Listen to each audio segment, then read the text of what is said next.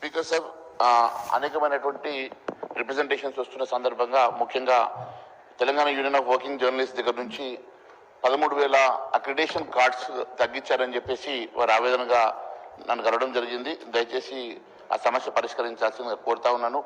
అదే మాదిరిగా ఉట్నూరు జిల్లాలో, ఆసిఫాబాద్ జిల్లాలో ఉట్నూరు మండలంలో పెద్ద గంగారం అనే విలేజ్లో 1/70 సమస్య కారణంగా ఎస్సీలు బీసీలకు సంబంధించినటువంటి 70 సంవత్సరాల క్రితం అసైన్ చేసినటువంటి ల్యాండ్స్లో గతంలో వచ్చేటువంటి బ్యాంక్ లోన్స్ని మరి ఇప్పుడు అవన్నీ కూడా క్యాన్సిల్ చేసేసి మరి రికార్డ్స్లోకి తొలగిస్తున్నారంట.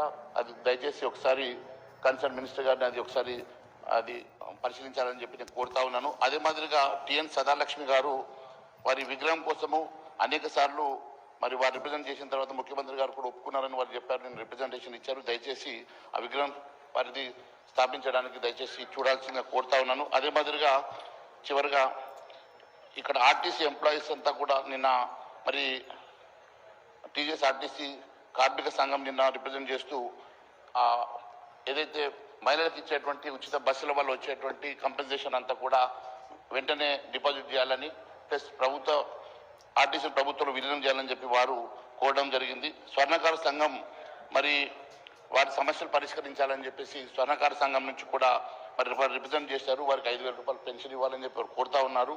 మరి అనేకమైనటువంటి సమస్యలు పరిష్కారం చేయాలని అడుగుతూ ఉన్నారు. ముఖ్యంగా Telangana JAC outsourcing employees union నుంచి ఒక చిన్న రిప్రజెంటేషన్ సార్. వాళ్ళంతా కూడా మరి ఒక కార్పొరేషన్ ద్వారా ఎంప్లాయ్మెంట్ చేస్తే బాగుంటుంది. దాంట్లో మరి ఏజెన్సీస్కి కమిషన్ ద్వారా 100 కోట్ల రూపాయలు ఇవ్వాల్సి వస్తుంది. దాని బదులు ప్రభుత్వమే కార్పొరేషన్ ఏర్పాటు చేసి మరి వారి సమస్య పరిష్కరించాలని చెప్పి వారు అడుగుతూ ఉన్నారు. మరి అదే మాదిరిగా సార్ మరి అనేకమైనటువంటి దరఖాస్తులు మరి గత కొంతకాలం నుంచి వస్తూ ఉన్నాయి అధ్యక్ష. మరి ఒకటి ఏజెన్సీస్ టు ఈ ఏజెన్సీస్ టు అబాలిష్, ఇది ఒకటి. చివరిగా సార్ ఈ paramedical, radiographer, X-ray technicians employment విషయంలో చాలా రోజుల నుంచి ఎంప్లాయ్మెంట్ లేదని చెప్పి వారు కోరుతా ఉన్నారు. ఒకసారి దయచేసి మరి ఒకసారి కన్సర్న్ మినిస్టర్ గారు దాన్ని నోట్ చేసుకోవాల్సిందిగా కోరుతా ఉన్నాం అధ్యక్ష. చివరిగా ఎస్సీ గురుకుల పాఠశాల చాలా కాలంగా మరి అక్కడ ఉన్నటువంటి సమస్యలు పరిష్కారం చేయాలని చెప్పేసి వారు కూడా ఒక రిప్రజెంటేషన్ ఇవ్వడం జరిగింది. ఇవన్నీ కూడా మరి కన్సర్న్ మినిస్టర్ గారు ఒకసారి మరి పరిశీలన చేయాల్సిందిగా కోరుతూ ధన్యవాదాలు తెలియజేస్తున్నాను.